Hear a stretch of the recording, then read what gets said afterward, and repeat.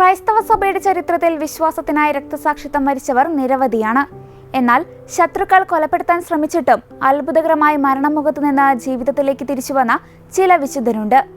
അത്തരത്തിൽ മരണത്തിൽ നിന്ന് അത്ഭുതകരമായി അതിജീവിച്ച 6 വിശുദ്ധരുടെ ജീവിതത്തിലൂടെ നമുക്കൊന്ന് കണ്ണോടിക്കാം.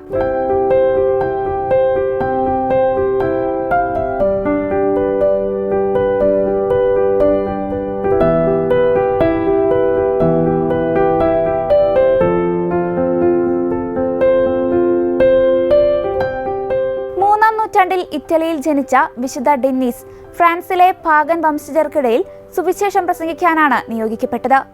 ഡെന്നീസിന്റെ പ്രസംഗങ്ങളിൽ ആകൃഷ്ടരായി അനേകർ ക്രിസ്തു മതത്തിലേക്ക് മാറുന്നത് കണ്ട ഭരണാധികാരികൾ അദ്ദേഹത്തെ അറസ്റ്റ് ചെയ്യുകയും പാരീസിലെ ഏറ്റവും ഉയർന്ന കുന്നിൻ മുകളിൽ വെച്ച് തലയറുത്ത് കൊല്ലാൻ ഉത്തരവിടുകയും ചെയ്തു.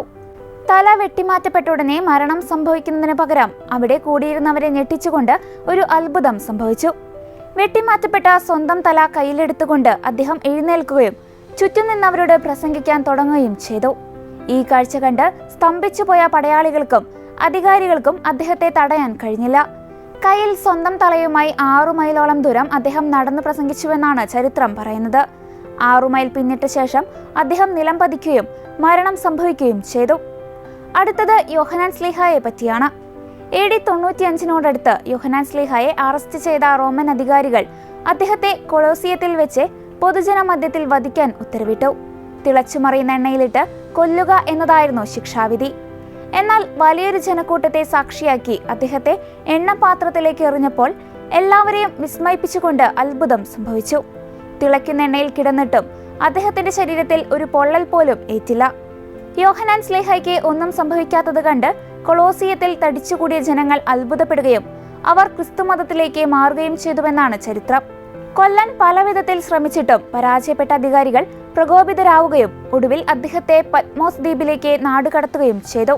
ഈ നാടുകടത്തലിനിടയിലാണ് ബൈബിളിലെ അവസാന പുസ്തകമായ വെളിപാട് അദ്ദേഹം രചിച്ചത്. പിന്നീട് ഏകദേശം AD 95 അദ്ദേഹം വാർദ്ധക്യ സഹജമായ കാരണങ്ങളാൽ അന്തരിച്ചു. മരണത്തിൽ നിന്ന് അത്ഭുതകരമായി അതിജീവിച്ച 3ാമത്തെ വ്യക്തിയാണ് വിശുദ്ധ പോളികാർപ്പ്. AD 167 അധികാരികൾ പോളികാർപ്പിനെ അറസ്റ്റ് ചെയ്യുകയും സ്റ്റേഡിയത്തിൽ വെച്ച് തീയിലിട്ട് കൊല്ലാൻ ഉത്തരവിടുകയും ചെയ്തു. അദ്ദേഹത്തെ മരത്തൂണിൽ കെട്ടിയിട്ട് തീ കൊളുത്തിയെങ്കിലും ആളിപ്പടർന്ന തീജ്വാലകൾ അദ്ദേഹത്തെ സ്പർശിച്ചില്ല. കത്തുന്ന മാംസത്തിന്റെ ഗന്ധത്തിന് പകരം ചുട്ടുപഴുത്ത സ്വർണത്തിന്റെയോ വിലപിടിപ്പുള്ള സുഗന്ധദ്രവ്യങ്ങളുടെയോ മണമാണ് അവിടെ അനുഭവപ്പെട്ടതെന്ന് ദൃക്സാക്ഷികൾ രേഖപ്പെടുത്തിയിട്ടുണ്ട്. തീ കൊണ്ട് അദ്ദേഹത്തെ കൊല്ലാൻ കഴിയില്ലെന്ന് കണ്ട അധികാരികൾ ഒരു പടയാളിയോട് അദ്ദേഹത്തെ കുന്തം കൊണ്ട് കുത്താൻ ഉത്തരവിട്ടു. പടയാളി അദ്ദേഹത്തെ കുത്തിയപ്പോൾ മുറിവിൽ നിന്നും ഒരു പ്രാവിൻ കുഞ്ഞ് പുറത്തു വന്നതായും അദ്ദേഹത്തിന്റെ ശരീരത്തിൽ നിന്നും ഒഴുകിയ രക്തം അവിടെ ആളിപ്പടർന്ന അഗ്നിയെ പൂർണ്ണമായും അണച്ചതായും ചരിത്രം പറയുന്നു. അവസാനം അദ്ദേഹം രക്തസാക്ഷിത്വം വരിച്ചെങ്കിലും ആ നിമിഷം വരെ ദൈവം അദ്ദേഹത്തിനെ കാവലായി നിന്നത് അവിടെ തടിച്ചുകൂടിയ ജനങ്ങളെ വിസ്മയിപ്പിച്ചു. ഏലിയ പ്രവാചകനും മരണത്തിനെ തൊടാൻ കഴിയാത്ത വ്യക്തിയാണ്. ഒരിക്കൽ ബാലിന്റെ പുരോഹിതന്മാരും ഏലിയായും തമ്മിൽ ഒരു വെല്ലുവിളി നടന്നു. ആകാശത്തു നിന്ന് ആരെ അഗ്നി ഇറക്കി ബലിമൃഗത്തെ ദഹിപ്പിക്കുന്നുവോ അവനായിരിക്കും യഥാർത്ഥ ദൈവം എന്നായിരുന്നു പരീക്ഷണം. ബാലിന്റെ പുരോഹിതന്മാർ ദിവസം മുഴുവൻ പ്രാർത്ഥിച്ചിട്ടും ഒന്നും സംഭവിച്ചില്ല. എന്നാൽ ഏലിയ തന്റെ ബലിപീഠത്തിൽ വെള്ളമൊഴിച്ചു നനച്ച് ദൈവത്തെ വിളിച്ചപേക്ഷിച്ച ഉടനെ ആകാശത്തു നിന്ന് അഗ്നി ഇറങ്ങുകയും ബലി ദഹിപ്പിക്കപ്പെടുകയും ചെയ്തു. ഇത് ഭരണാധികാരികളെ കൂടുതൽ പ്രകോപിപ്പിച്ചു. എതിരാളികൾ ഏലിയായെ കൊല്ലാൻ തക്കം പാർത്തിരുന്നെങ്കിലും ദൈവം അദ്ദേഹത്തിനായി കരുതി വെച്ചത് മറ്റൊരു വിധിയായിരുന്നു. തന്റെ ദൗത്യം പൂർത്തിയാക്കിയ ശേഷം ലോകത്തെ മുഴുവൻ സാക്ഷിയാക്കി അഗ്നിജ്വാലകളാൽ പൊതിഞ്ഞ ഒരു രഥത്തിൽ ഏലിയ ജീവനോടെ സ്വർഗത്തിലേക്ക് എടുക്കപ്പെട്ടു. സാധാരണ മനുഷ്യരെ പോലെ മരണം അദ്ദേഹത്തെ സ്പർശിച്ചില്ല. ബൈബിൾ ചരിത്രത്തിൽ ഏലിയായെ കൂടാതെ മരണത്തെ അഭിമുഖീകരിക്കാതെ സ്വർഗത്തിലേക്ക് എടുക്കപ്പെട്ട മറ്റൊരു വ്യക്തി ഹെനോക്കാണ്. ദൈവത്തിന് പ്രിയപ്പെട്ടവനായിരുന്ന അദ്ദേഹത്തെയും ദൈവം നേരിട്ട് സ്വർഗത്തിലേക്ക് കൊണ്ടുപോകുകയായിരുന്നുവെന്ന് ഉൽപ്പത്തി പുസ്തകത്തിൽ രേഖപ്പെടുത്തിയിട്ടുണ്ട്.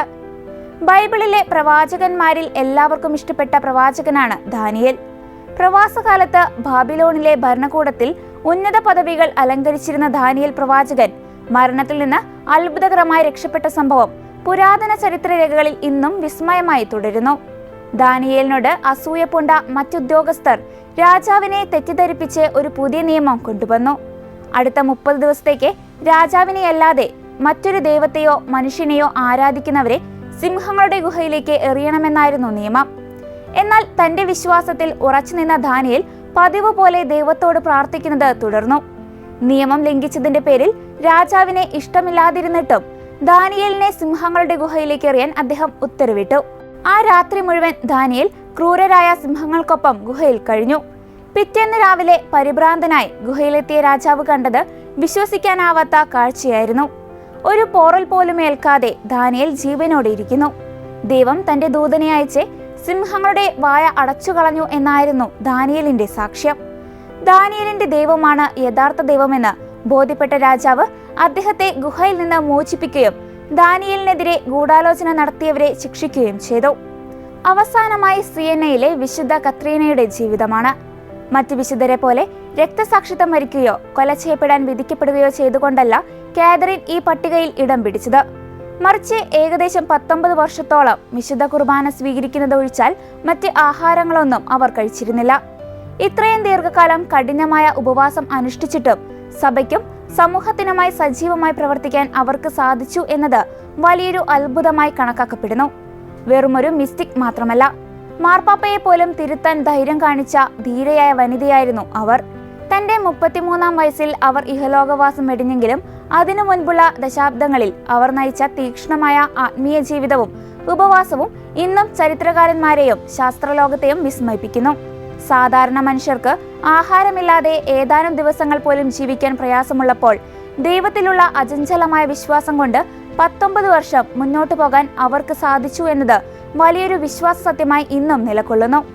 മരണം എല്ലാത്തിന്റെയും അവസാനമാണെന്ന് കരുതുന്ന ലോകത്തിനു മുന്നിൽ വിശ്വാസത്തിന്റെ ശക്തി കൊണ്ട് ആ ചിന്തയെ തിരുത്തിക്കുറിച്ചവരാണ് ഈ വിശുദ്ധർ. തിളയ്ക്കുന്ന എണ്ണയോ ആളിപ്പടരുന്ന അഗ്നിയോ വിശക്കുന്ന സിംഹങ്ങളോ എന്തിനെ വാളിന്റെ മൂർച്ച പോലും ദൈവഹിതമില്ലാതെ ഒരു വിശ്വാസിയെ സ്പർശിക്കില്ലെന്ന് ഇവരുടെ ജീവിതം നമുക്ക് കാട്ടിത്തരുന്നു.